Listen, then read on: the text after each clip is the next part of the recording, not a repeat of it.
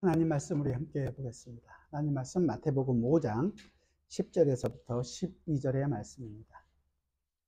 하나님 말씀 마태복음 5장 10절에서 12절. 귀하신 하나님의 말씀을 귀 기울여 들어주시기 바랍니다. 의를 위하여 박해를 받는 자는 복이 있나니 천국이 그들의 것임이라. 나로 말미암아 너희를 욕하고 박해하고 거짓으로 너희를 거슬려 모든 악한 말을 할 때에는 너희에게 복이 있나니 기뻐하고 즐거워하라. 하늘에서 너희의 상이 큼이라. 너희 전에 있던 선지자들도 이같이 박해하였느니라. 아멘. 드디어 이제 팔복 마지막 복에 우리가 임했습니다. 지금 우리가 보고 있는 이 팔복은 구조가 굉장히 중요하다고 말씀을 드렸죠. 처음에 예수님께서 산에 올라가시니 무리들이 다 산 밑에 있었는데 제자들이 나왔습니다. 하나님의 백성들에게 예수님께서 이 하나님 나라의 백성들이 어떤 사람인지에 대해서 지금 이야기해 주고 있는 것입니다. 한마디로 얘기하면 성도가 누구이냐, 어떤 사람들이냐, 복 있는 자가 누구이냐, 성도들인데 그 성도의 정체성이 어떠인가를 설명해 주고 있는 거죠. 우리가 일반적으로 얘기하고 있는 세상에 알려져 있는 복의 개념과는 분명히 차이가 있는 거죠. 그 세상적인 복이 아닌 복 있는 자, 성도가 어떤 사람인가, 이 부분을 얘기해 줍니다. 마음이 가난한 것이, 마음이 부자인 것이 아니라 가난한 자가 복이 있고 진정한 행복을 가진 사람이고, 육신적으로 기쁘고 즐거운 것이 아니라 하나님 나라를 위하여 의를 위해 기뻐하고 슬퍼하고 애통하는 자가 복이 있다고 얘기하는 것이고, 이런 하나님을 하나님께서 위로하신다고 이야기합니다. 강한 자, 그런 자가 복이 있는 것이 아니라 부드럽고 연약한 자가 복이 있다. 배부르고 풍족한 것이 아니라 영적으로 굶주리고 갈증 있는 사람이 복이 있다. 남에게 칭찬받고 높임을 받는 자가 아니라 남을 긍휼히 여기는 자가 복이 있다. 마음이 청결한 자, 두 마음이 아니라 한 마음을 갖고 한 하나님만을 바라보고 있는 자, 그 자가 복이 있다. 지난주에는 우리가 화평케 하는 자, 그래서 우리를 위해 화목제물이 되신 그 예수 그리스도가 있고, 그 다음에 우리도 이제 우리만의 평화가 아니라 그냥 모두에게 이 평화를 나누기 위해서 서로에게 양보하고 관여하고 희생하는 삶을 살아가는 자라는 것을 우리가 함께 나눴습니다. 우리가 바로 그러한 존재라는 것을 함께 나눴죠. 이게 다 육신적으로 우리가 알고 육신적으로 우리가 가질 수 있는 그런 복이 아니라 영적인 복이고 예수 그리스도를 따르는 자의 삶이고 곧 제자의 삶이라는 것을 이야기했습니다. 우리가 누구인가로부터 나오는 삶이라는 거예요. 그렇게 살아서 이런 제자가 되라는 것이 아니라 우리가 제자이기 때문에, 하나님의 백성이기 때문에 하나님의 백성은 이러한 삶을 살아가게 된다는 것을 보여주고 있는 것입니다. 이런 측면에서 오늘 보고 있는 10절부터 12절도 이제 이 팔복, 마지막 복에 대한 팔복에 대한 종합이라고 얘기할 수 있을 것입니다. 예수님을 따르는 자의 삶, 이 제자의 삶을 산다는 것은 박해를 받을 수밖에 없는 삶이고, 이렇게 박해를 받은 자가 복이 있다, 이렇게 얘기하는 거죠.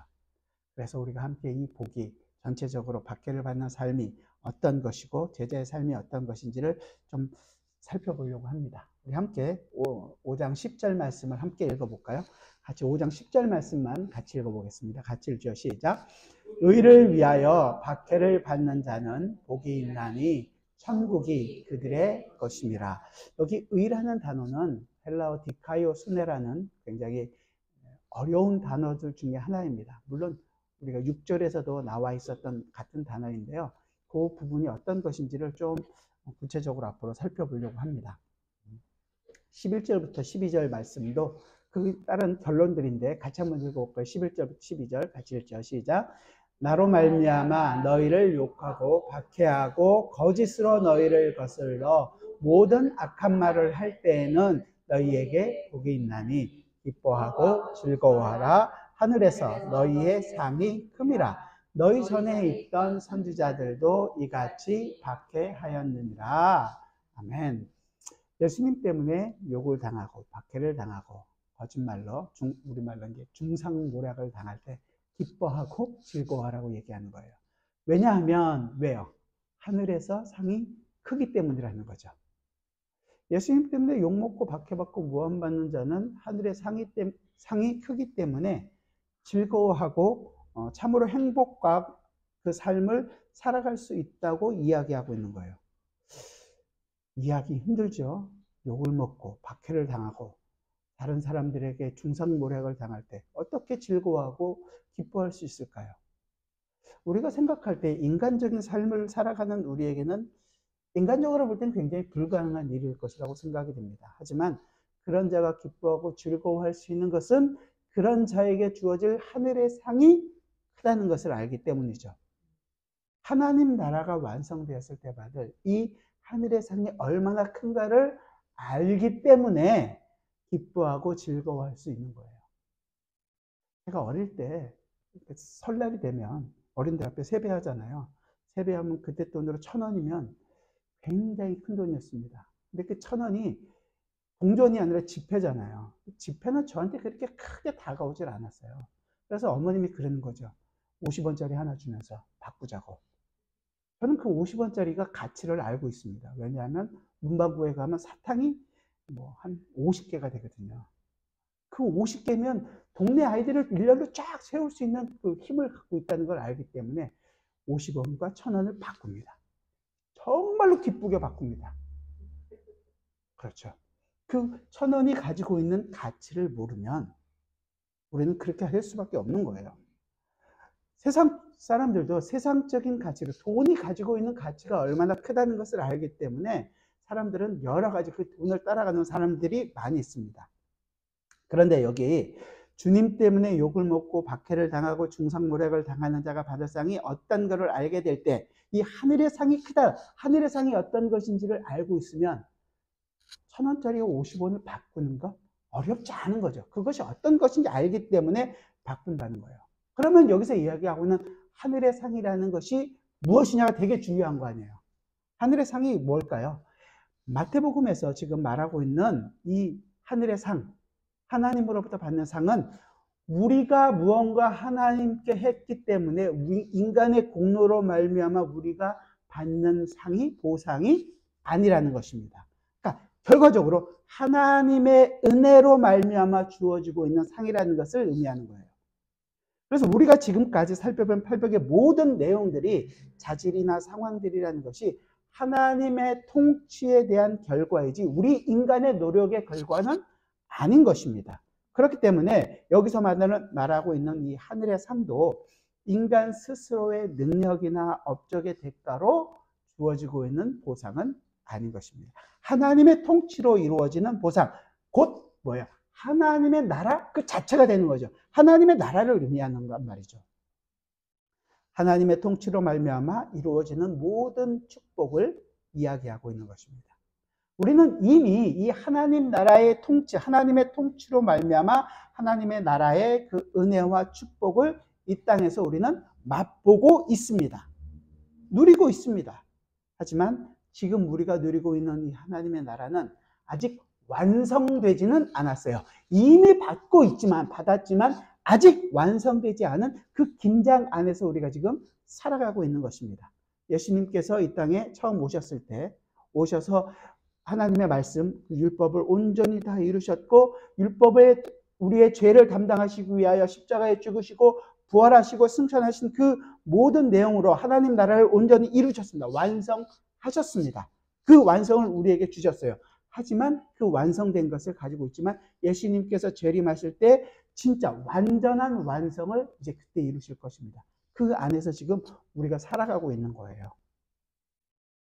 그 안에서 우리는 주님을 인해서 욕을 먹고 박해를 받고 사람들에게 중상모략을 당하는 그 삶을 살아가고 있는 거죠. 그 안에서 하나님 나라를 맛보고 살아간다는 거죠, 지금. 그리고 완전한 그 하나님의 나라를 기다리고 바라보고 있는 것입니다. 이 완전한 완성에 이른 하나님의 나라는 우리가 지난주, 지지난주 함께 살펴봤던 계시록 21장, 22장에 잘 나타나 있습니다. 하지만 그때 예수님이 재림하셔서 완성하실 것만이 아니라 사실은 지금 그 나라가 우리 안에서 있기 때문에 이미 와 있기 때문에 그것을 우리가 누리고 살아갈 수밖에 없는 자라는 것을 놓쳐서는 안 됩니다. 그냥 와서만 그때만 기다리는 것이 아니라 지금 우리가 누리고 그것을 가지고 살아가야 한다는 거죠. 그 나라의 통치와 그 나라의 그 하나님 나라의 기쁨의 교제를 나누고 하나님 나라의 영광을 우리가 지금 맛보아 알아야지 그것을 더 간절히 사모할 수 있는 것입니다. 아까 얘기를 50원이 20개, 20번을 할 수 있는 거 아니에요. 그 가치가 있단 말이죠. 그것을 하나님 나라의 가치를 지금 누리셔야 된다는 것입니다. 그래서 주님으로 인해 욕을 얻어먹고 박해를 당하고 중상모략을 당하는 자들은 이런 하나님 나라의 상을 받게 됩니다. 이것을 의를 위하여 박해를 받는 자가 복이 있다라고 얘기하죠. 우리의 앞서간 선지자들도 이 박해를 받았고 이 복을 누렸다는 것입니다. 우리도 믿음의 선지자들과 같이 하늘의 상을 소망하며 기뻐하고 즐거워하며 의를 위하여 살아갈 수 있게 되기를 주님의 이름으로 부탁드립니다. 근데 이제 본론으로 들어와서 주의할 부분이 있는데, 여기서 얘기하고는 의를 위하여 핍박을 받는다, 박해를 받는다는 것은 우리가 생각하고 있는 부분과 조금 다릅니다. 다시 한번 본문 5장 10절을 같이 한번 읽어볼까요? 5장 10절 같이 읽죠. 시작. 의를 위하여 박해를 받는 자는 복이 있나니 천국이 그들의 것임이라. 그래서 의를 위하여 박해를 받는다라는 것이 종교적으로 우리가 기독교를 믿고 있기 때문에 기독교인으로서 박해받았던 사람들이 역사 속에 많이 있잖아요. 그렇게 종교적인 것들로 인해서 박해를 받는 것이라고 생각을 하는 경우들이 있습니다. 예수님 당시만 생각해 보세요. 예수님 당시에 바리새인들이 있었습니다. 바리새인들은 그들이 가르쳤던 하나님의 율법, 구약에 있었던 모든 내용들을 정말로 철저하게 지켰던 사람들입니다. 그래서 많은 사람들로부터 존경을 받았고, 저 사람들은 정말 하나님의 사랑을 받고 있는 사람들이구나. 삶에 있어서도 뭐 남의 것을 뺏고 이러지 않고요. 청렴하고 정말로 근검하게 살았던 사람들입니다. 그래서 많은 사람에게 존경을 받았던 사람들이죠. 그런데 그렇게 살아가고 있는 사람들이 잘못이라고 예수님께서 얘기하니까 어떻게 하겠어요? 그 사람들이 오히려 예수님을 거절하게 될 수밖에 없는 거죠. 그리고 예수님께서 그들 손에 의해서 죽고 난 이후에 예수님을 따르는 많은 사람들을 이 바리새인들과 유대인들이 이들을 다 핍박을 하기 시작합니다. 같은 유대인이라지만 예수를 믿고 예수를 따른다는 것 이유로 배척을 받았던 거죠. 온갖 모욕을 당했습니다. 그리고 이 바리새인들은 많은 사람들에게 존경을 받고 있는 지도층이었기 때문에, 율법도 잘 지키기 때문에 그런 종교적으로 잘 했던 것 때문에 존경을 받은 것이지, 사실은 그들이 그것으로 자기들이 의로 삼았다라고 얘기하는 거예요. 예수님 표현으로 얘기한다면 그들은 그렇게 사는 것이 자기의 의라고 표현하는 것이었거든요. 자기의 의를 세우려고 열심을 낸 것이다 라고 얘기하는 것이죠. 이런 종교적인 의를 이렇게 살아야 한다라는 것을, 의 때문에 박해를 받는다고 이야기하는 것은 오늘 본문에서 이야기하고 있는 의를 위하여 박해를 받는다는 것과는 조금 다른 부분이 있다. 그 의는 아니라는 것입니다. 종교적인 열심이 아니면. 그러면 우리는 또 다르게 생각을 하죠. 사회적으로나 도덕적으로 깨끗한 삶을 살았을 때 사람들에게 손가락질 받고 사람들에게 박해를 받고 조금 힘이 들게 되나? 이렇게 생각하는 경우들도 있습니다. 물론 착하게 살고 바르게 사는 것은 중요한 부분입니다. 하지만 그것 때문에 미움을 받는다, 이것만을 나타나게 된다면 사실은 이걸 잘못 오해하고 있는 것입니다. 사람들은 그때 당시에, 예수님 당시의 사람들은 자기가 먹고 사는 일을 해야 하기 때문에 황제를 숭배할 수밖에 없었습니다. 그리고 당시 문화에 적응하고 살아가는 것은 당연했겠지만 그리스도인이라고 이야기하는 사람들은 결코 그렇게 살아갈 수가 없었죠. 살 수도 없었습니다. 그러니 그들이 다른 사람으로부터 핍박을 받고 배척을 받고 미움을 받는 대상이 되는 것은 어떻게 보면 좀 당연한 그런 것이라고 생각할 수 있습니다. 도덕적으로도 깨끗한 삶을 사는 사람들은 그런 사회에서 너만 잘났냐 이런 소리를 듣지 사람들이 싫어합니다. 어느 정도 적당히 타협하고 조금은 좀 나처럼 더러워 보이는 그런 구석이 있는 사람들을 우리는 서로 좋아하고 그 안에서 우리끼리 그래도 좀 깨끗하다 이렇게 사는 것을 좋아합니다. 하지만 그런 도덕적이거나 사회적인 것으로 인한 배척과 미움을 받는 것을 여기서 이야기하는 의를 위하여 박해를 받는 것이라고 이야기하는 것은 아닙니다. 예수님께서 제자들에게 하신 말씀하고 있는 이 의를 위하여 박해를 받는 그 의는 어떤 것이냐? 우리 그 조금만 뒤로 가시면 5장 17절 있습니다. 5장 17절 같이 한번 볼까요? 마태복음 5장 17절 같이 한번 읽어봅시다. 시작. 내가 율법이나 선지자를 폐하러 온 줄로 생각하지 말라. 폐하러 온 것이 아니요 완전하게 하려 함이라. 그러니까 지금 예수님이 하시는 일은 율법을 폐하는 게 아니라 완전하게 하는 일을 하시고 계시는 거예요. 예수님의 인생 자체가. 그 일을 하는 것을 의로운 일이 되는 거죠. 예수님이 하시는 일 자체가 의로운 일이 되는 거예요. 다르게 표현한다면 의를 위하여 박해를 받는 것은 한마디로 율법을 완성하는 의이다라고 얘기하는 거죠. 하나님께서 이야기하고 하나님께서 하라고 하신 그 모든 일들을 온전히 다 이루는 것을 의를 위한 박해라고 이야기하는 것입니다. 조금 더 우리가 한번 구체적으로 살펴보죠. 로마서를 가봅시다. 로마서 3장입니다.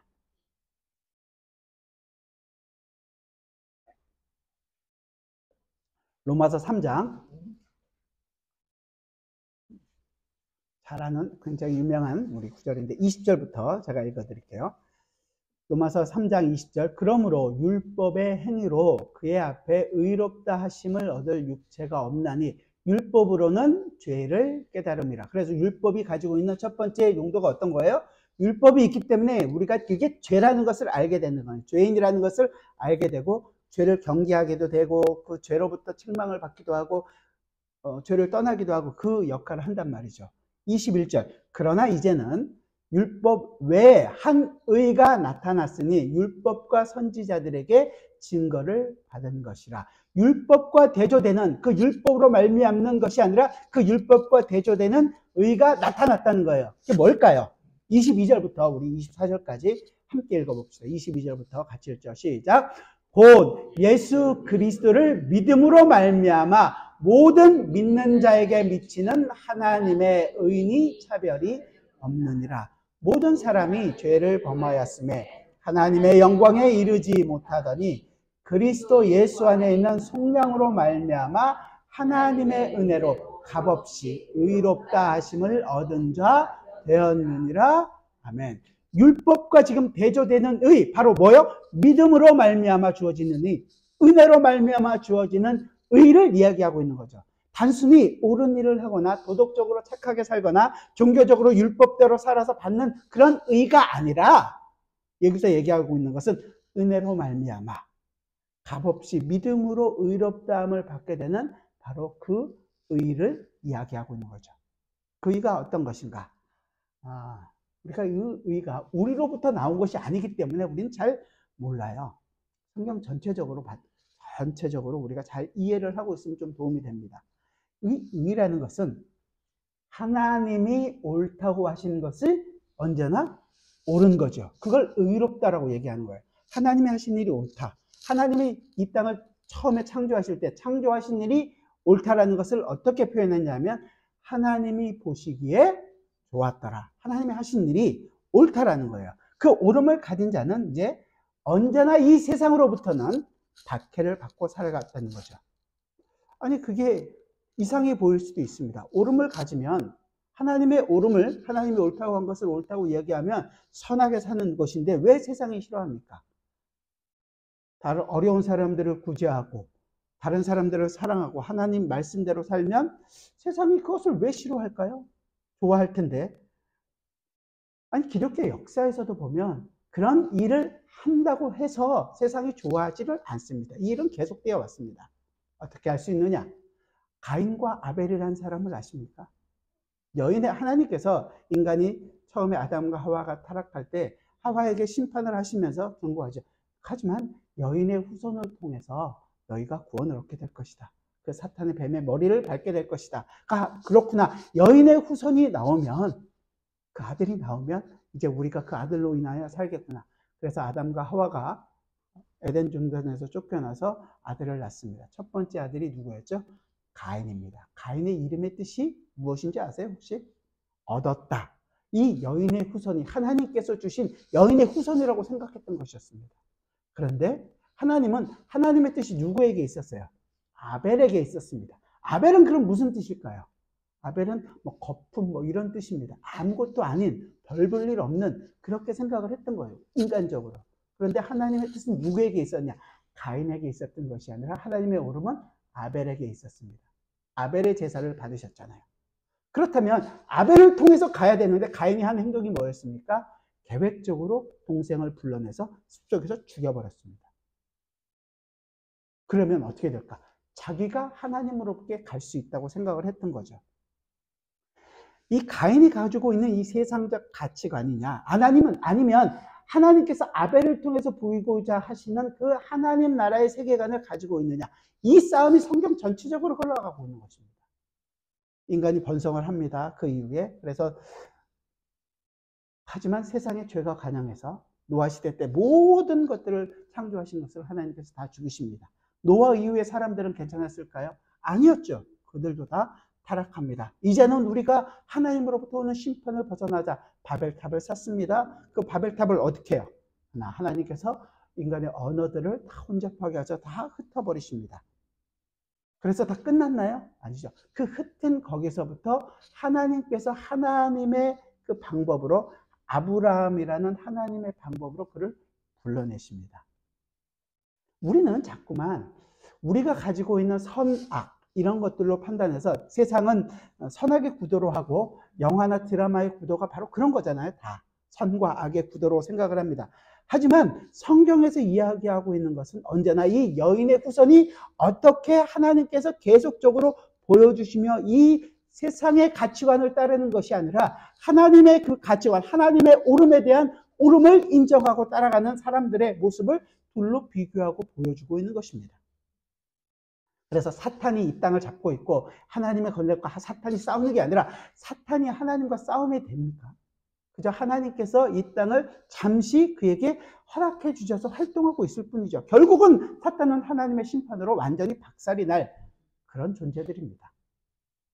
하나님의 백성을 억압하는, 잠깐 동안 억압하는 그런 힘으로 등장할 뿐입니다. 하나님은 언제나 하나님의 약속을 하나님의 방식대로 하나님의 때에 하나님께서 이루십니다. 그것을 우리는 알고 있습니다. 그러나 우리가 볼 때 가인과 아벨, 가인 쪽이 더 좋아 보이거든요. 가인 라인에서 나오는 사람들이 이 땅에 굉장히 중요한 일들을 많이 한 사람들이 많아요. 이삭의 아들들 가운데, 쌍둥이 아들 중에서도 그렇잖아요. 에서냐 야곱이냐, 보기에는 에서가 훨씬 더 좋아 보이거든요. 이스라엘 역사에서 왕을 세울 때 사울과 다윗 누가 좋아 보입니까? 세상적으로 봤을 때 사울이 훨씬 더 좋아 보이죠. 하지만 하나님이 옳다고 얘기하신 것은 언제나 다윗이나 아벨이나 야곱이었던 것입니다. 그렇게 예수 그리스도를 그 인생의, 구약의 인생 속에서, 역사 속에서 보이는 사람들이 예수 그리스도를 보이는 역할을 하는 사람들을 나타낼 때마다 세상은 그들을 박해했습니다.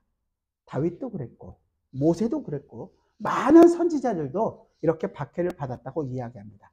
왜냐하면 그들 모두가 다 앞으로 올 여인의 후손이라는 그 예수 그리스도를 보여주는 역할을 하고 있기 때문입니다. 자, 여기까지 우리가 다 인정하고 왔다면, 자, 그러면 의를 위해서 핍박을 받는 자가 누가 되는 것입니까? 그들이 받은 것은 그들 인생 때문이 아니라 무엇 때문에? 예수 그리스도를 보여주기 때문에 받는 핍박이었잖아요. 그러면 진짜로 의를 위하여 핍박받는 사람은 여인의 후손이었던 예수 그리스도라는 거죠. 그 예수 그리스도가 핍박을 받는 것처럼 이제 성도도 핍박을 받는 자라고 표현하고 있는 거예요. 디모데후서를 볼까요? 디모데후서 3장입니다.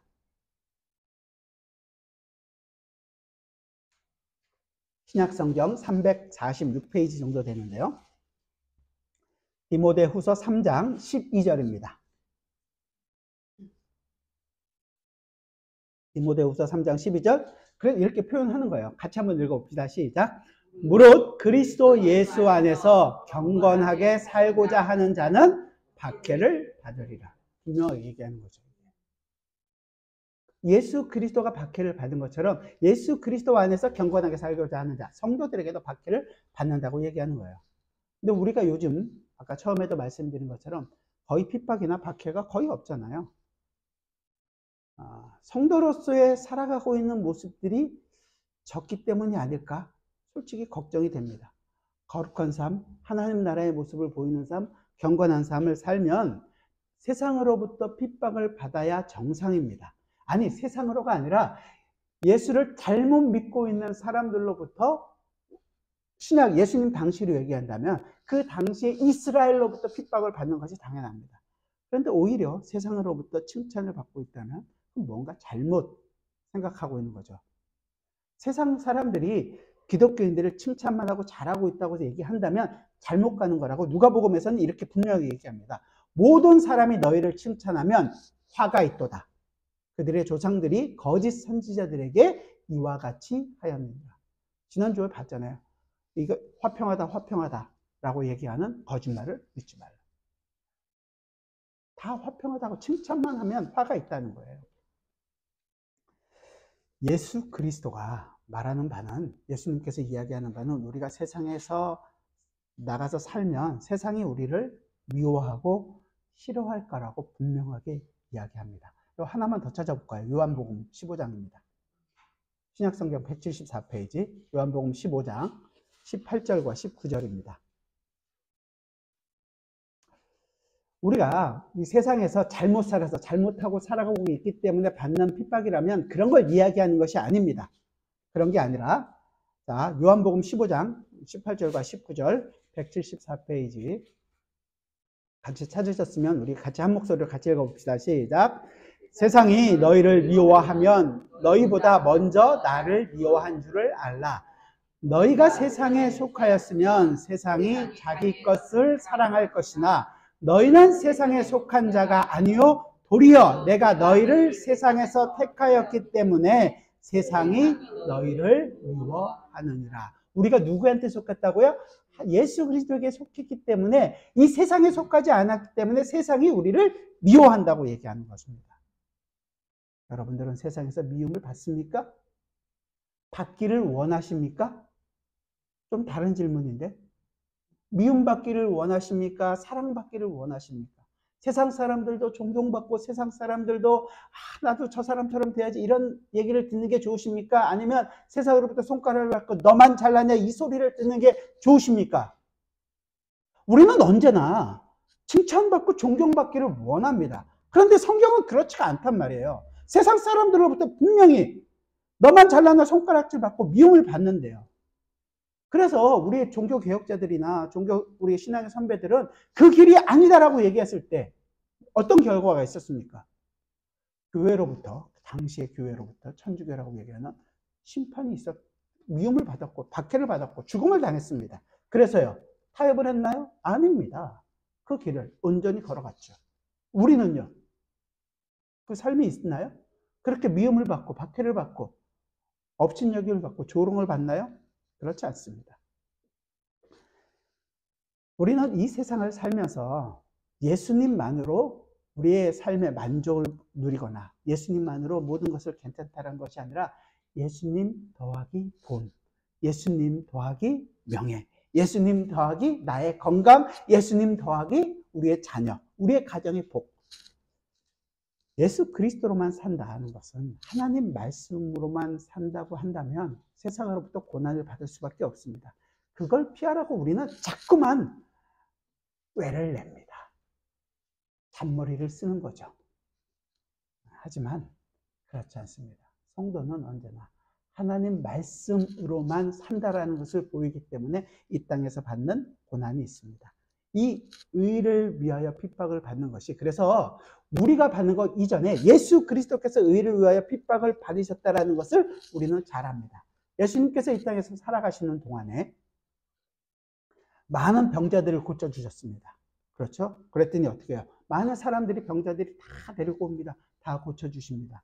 배고파하는 사람들에게 어떻게 했습니까? 그들을 다 먹이셨습니다. 그랬을 때 이스라엘 사람들이 예수님을 환영하고 좋아했습니다. 그래서 끝까지 갔나요? 아니요. 결국은 예수를 십자가에 못 박으라고 외쳤습니다. 오늘 지금 보고 있는 이 산상설교가 끝나고 나면 사람들이 다 놀랍니다. 와, 정말로 권세 있는 자의 말씀이다. 뭔 굉장히 새로운 가르침이 이렇게 있구나 라고 좋아했습니다. 그런데 그들이 결국은 다 예수님을 떠나고 십자가에 못 박아라 소리 외쳤던 그런 사람들이었습니다.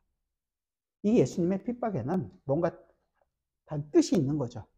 처음에는 환영을 받습니다. 왜냐하면 자기들과 자기의 문제를 예수님이 다 해결해 줄 수 있는 것처럼 보였기 때문인 거죠. 자기 가치관과 세상의 가치관과 어느 정도 같아 보이기 때문입니다. 그래서 그것으로 끝나느냐? 그렇지 않다는 거예요. 우리가 가고 있는 길도 비슷합니다. 사람들에게 구제를 하고 그 사람들에게 사랑의 손길을 하고 어떤 일을 할 때 사람들이 좋아합니다. 하지만 그것만으로 끝날 수는 없다는 거예요. 그래서 우리가 하고 있는 일이 그 일로 끝나는 게 아니라 예수님께서 보이셨던 하나님 나라의 일을 보이셨을 때 어떻게 되는 거예요?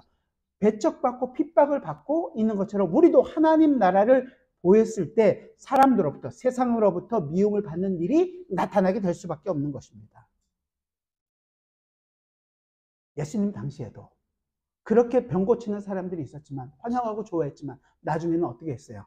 저 예수는 귀신의 힘을 쫓아서 귀신 내쫓는다고 그렇게 중상모략을 당했습니다.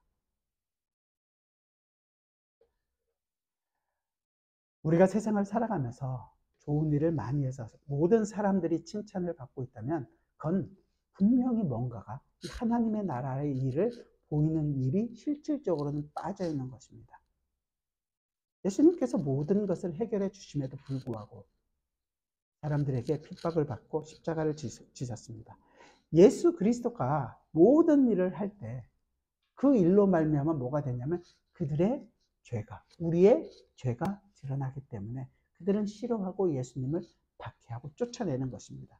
우리의 죄가 드러나는 일에 대해서는 우리는 그것을 너무너무 싫어하고 그렇게 드러나는 일에 대해서 그를 미워하고 핍박하게 되는 것입니다. 네가 얼마나 잘났길래 너는 모든 일을 할 수 있느냐? 세상은 언제 그러면 우리를 환영할까요? 자기와 같은 인간이 자기가 좀 싫어하고 귀찮아하는 일을 대신해 줄 때 반가워하고 좋아합니다. 멋져 보이는 일을 해줄 때 칭찬하고 박수 쳐주고 잘한다고 얘기하는 거죠. 그런데 예수 믿는 자, 성도들이 가지고 있는 결과가 뭐냐면 똑같은 일을 합니다. 구제하고 봉사하는 일을 할 때 그 일을 통해서 뭐 하는 거예요? 그들의 죄가 드러나게 하는 일. 그렇습니다. 나는 이 일을 하고 있지만 내가 하는 일이 아니라 예수 그리스도 때문에 하고 있습니다. 나는 죄인이고 나는 아무것도 할 수 없지만 예수 그리스도 때문에 이 일을 하고 있습니다. 라는 것을 증거하는 거예요. 그런 거에 대해서는 고가워하고 싫어한단 말이에요. 아니, 그냥 잘한다고 하면 되지. 그러면서 주위에 있는 똑같이 죄인이라는 것을 드러내기 때문에 그런 것을 싫어한단 말이에요. 이러한 일들이 일어나야 한다는 거죠. 이게 예수 믿는 사람들의 다른 모습이어야 하는 것입니다.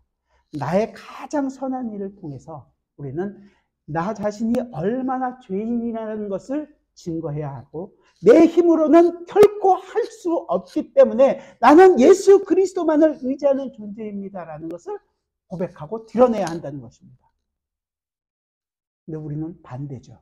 우리가 열심히 해서 안 알아주면 삐지는 게 우리입니다. 우리가 가야 할 길이 얼마나 크고 먼지 다시 한번 생각해 볼 수밖에 없는 거죠. 예수님을 보니까 자기의 죄인이라는 것을 알게 되더라. 그래서 예수를 싫어하고 예수를 핍박하고 어떻게 합니까? 저 예수를 십자가에 죽이게 되는 거죠. 우리도 이 세상을 살면서 우리 힘으로 착한 일하고 선한 일하고 이렇게 살아가면 사람들 좋아합니다. 그러나 모두가 칭찬하는 것으로 끝나게 되면 그게 정말로 우리가 성도로서 하고 있는지 잘 살펴봐야 된다는 거죠. 조건이 나에게 있느냐 아니면 내가 얼마나 죄인인지를 그 일을 통해서 드러내고 있는가. 우리가 그렇게 내가 죄인이고 하나님은 예수 그리스도만을 의지하는 해서 해야 된다는 것을 보이게 될 때 세상은 우리를 핍박하게 됩니다. 왜냐하면 그들의 죄가 드러나기 때문입니다. 그래서 세상이 이 의를 위해 사는 자를 박해하는 이유는 자신이 악한다는 것을 알기 때문에, 그것이 드러나는 것을 싫어하기 때문이라는 거죠. 그리고 우리가 이 세상에 속한 자가 아니라 하나님께 속한 자라는 것을 보이고 있기 때문입니다. 우리는 그래서 이 사실을 분명히 알아야 되는 거죠. 의인이 박해를 받는 것은 가장 기본적으로 요한일서에서 사도 요한이 얘기하는 것처럼 우리가 하나님께 속하고 온 세상은 악한 자 안에 처한 것이기 때문에 우리가 세상으로부터 박해를 받고 있다고 얘기하는 거예요. 말씀드린 것처럼 구약의 아벨에서부터 시작해서 아브라함과 우리 많은 그 믿음의 선진들이 왜 박해를 받았습니까? 다 그들이 하나님께 속했기 때문입니다. 다른 이유가 아니에요. 하나님 나라를 보이는 역할을 하고 있었기 때문입니다.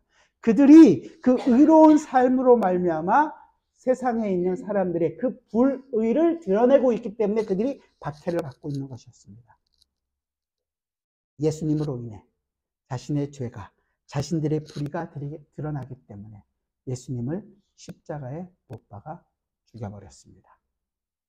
세상이 우리를 미워하는 것은 말씀드린 것처럼 우리가 세상에 속했고 우리가 하나님께 속했고 세상에 속하지 않았기 때문입니다. 우리는 이 사실을 그래서 반드시 기억해야 되는 거죠. 그렇게 우리가 하는 일은 우리가 얼마나 죄인인지를 드러내는 일입니다. 가장 선하고 가장 착한 일을 통해서 내가 죄인이라는 것을 드러내는 거예요. 그리고 나는 내 힘으로는 도저히 아무것도 할 수 없고 언제나 예수 그리스도가 필요한 자라는 것을 보여야 합니다. 그 모든 일을 하면서 예수 그리스도만이 증거되기를 원하고 예수 그리스도가 온전히 이 일을 이루고 계시다라는 것을, 그리고 그 예수 그리스도 말미암아 내가 지금 만족하고 기뻐하고 있다라는 것을 보이며 살아가는 자입니다. 그것이 성도의 모습입니다. 그 일을 했을 때 박해를 받고 핍박을 받게 된다는 거예요. 근데 우리는 오히려 사람들로부터 칭찬을 받고 존경을 받고 세상의 방식으로 살아가고 싶어 할 때가 많다는 거죠. 그래서 예수 그리스도 이외의 것으로 우리는 자꾸만 어떤 것을 자꾸 붙이려고 하는데 그게 아니라 온전히 예수 그리스도만을 보이면서 사는 거예요. 단순히 그렇구나, 나에게 핍박과 사람들로부터 총칼을 들이내고 예수를 믿을래 안 믿을래, 그러면 나는 예수를 믿겠습니다 이렇게 고백하겠다, 이렇게 다짐할 필요가 없으세요. 예수님의 유혹을 한번 보세요. 시험을 예수님께서 시험 받으셨을 때 뭘로 받습니까? 믿을래 안 믿을래요? 먹을래 안 먹을래? 이걸 떡 만들어라, 이거 아니에요. 먹고 사는 것으로 오는 것입니다. 우리 인생에도 똑같은 거죠. 예수 그리스도만으로 만족하겠습니다. 그러고 나서 뒤돌아서요, 내일은 뭐 먹고 살지? 이번 달에 우리 집 가계부가 마이너스인데? 이 걱정하고 살아가는 게 인간입니다. 그때 생각하라는 거죠.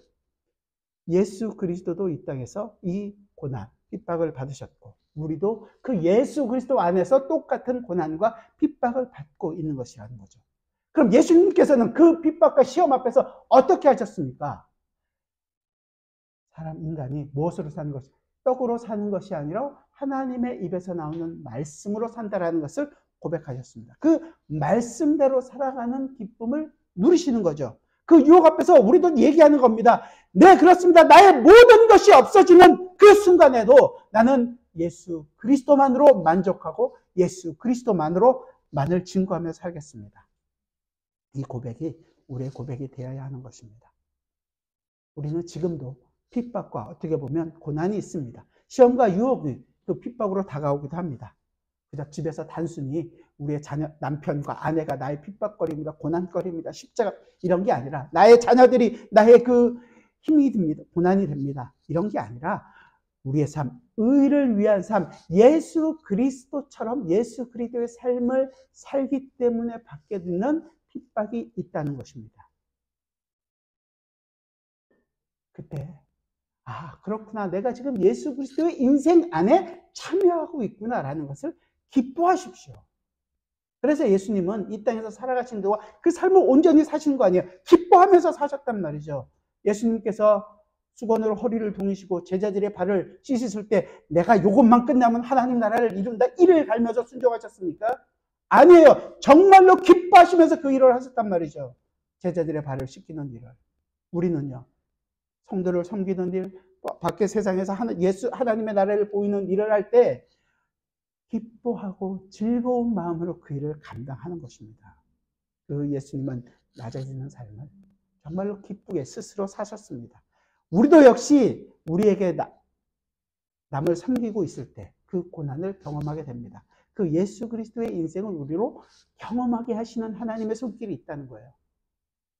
그 예수 그리스도의 인생을 우리가 경험하는 건 그 기쁨보다 더 큰 기쁨을 저는 알지 못합니다. 우리가 왜 이 땅에서 고난을 받고 사는가?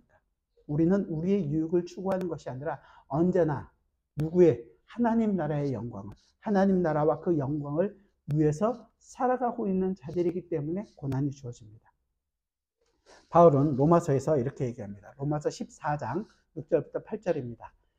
나를 중히 여기는 자도 주를 위하여 중히 여기고 먹는 자도 주를 위하여 먹나니 이는 하나님께 감사하며 먹지 않는 자도 주를 위하여 먹지 아니하고 하나님께 감사하느니라. 우리 중에 누구든지 자기를 위하여 사는 자가 없고 자기를 위하여 죽는 자도 없도다. 우리가 살아도 주를 위하여 살고 죽어도 주를 위하여 죽나니 그러므로 사나 죽으나 우리가 주의 것이로다. 아멘. 우리는 정말로 성도는 우리를 위하여 사는 사람이 없습니다. 우리는 우리 나름대로 잔머리를 쓰고 어떻게 해서든 내 상을 쌓고 싶고 그렇게 살고 싶어 열심을 내고 살아왔지만 아무것도 이룰 수 없는 인생이라는 것을 우리는 너무도 잘 압니다.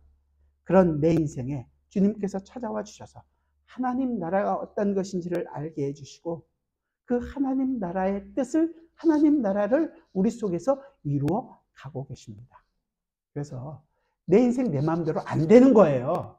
안 되게 그 길을 못 가게 하시는 것입니다. 우리가 악각되는 이유는 왜 안 됩니까가 아니라 그 길을 막아서라도 하나님께서는 반드시 하나님의 뜻을 우리 안에서 이루시고야 마시는구나. 그래서 우리는 우리를 위해서 살아가는 자가 아무도 없는 거예요. 우리가 정말로 이 땅을 살아가는데 무지하게 고민이 되는 지점이죠. 우리는 언제나 오늘도 우리의 뜻을 이루고 싶으니까요. 하지만 그럴 수 없다는 것입니다.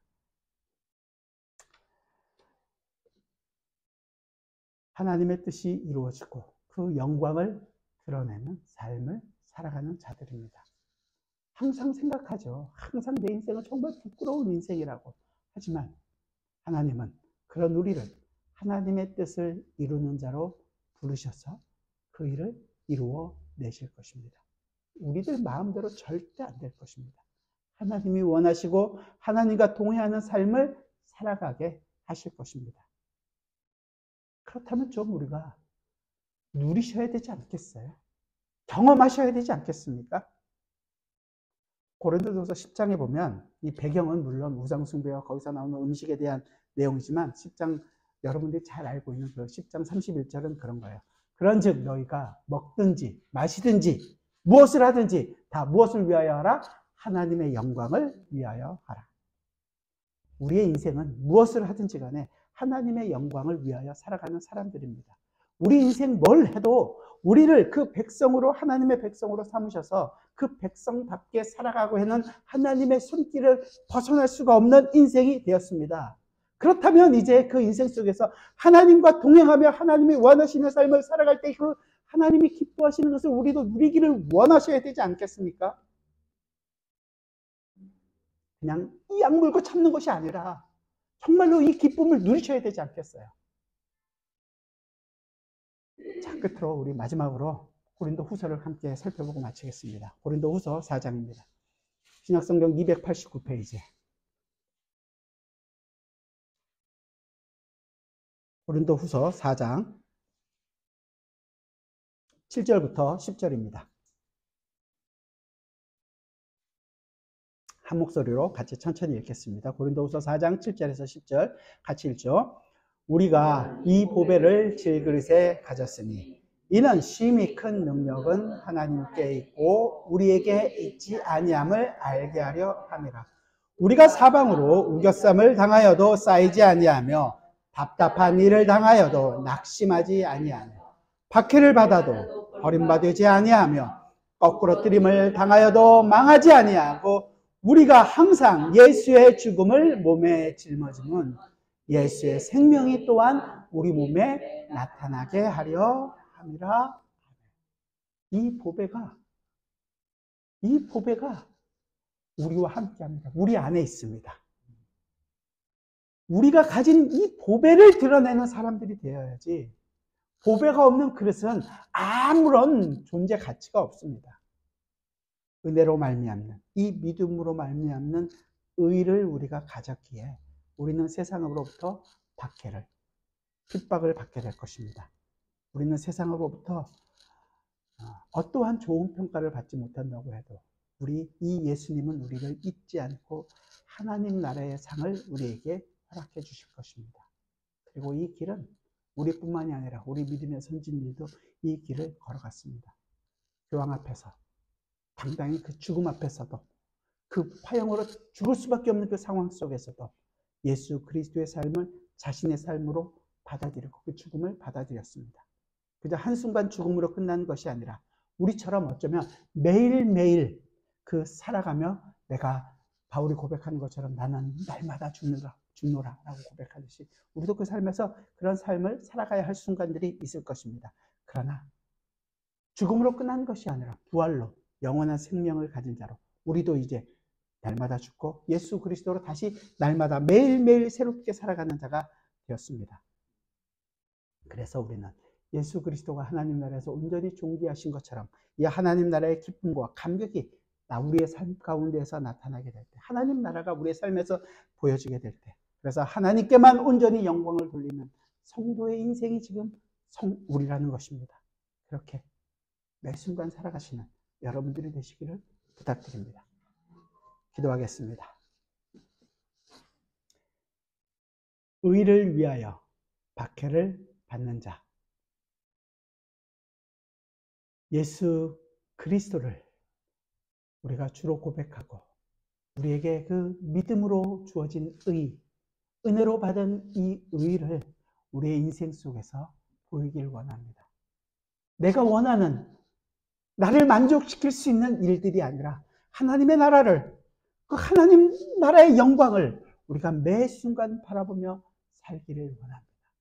그 어떠한 고난과 어떠한 핍박과 어떠한 중상모략과 우리를 의뢰하는 세력이 있을지라도 그 안에서 그 고난을 당당히 이길 수 있는 것은 오늘도 우리에게 하늘의 상이, 하나님 나라의 영광이 우리에게 주어지고 있다는 것을 알기 때문입니다. 다른 어떤 것과도 바꾸지 않고 온전히 예수 그리스도만을 바라보며 예수 그리스도로 만족하며 살아갈 수 있는 저희 모두가 되게 하여 주옵소서.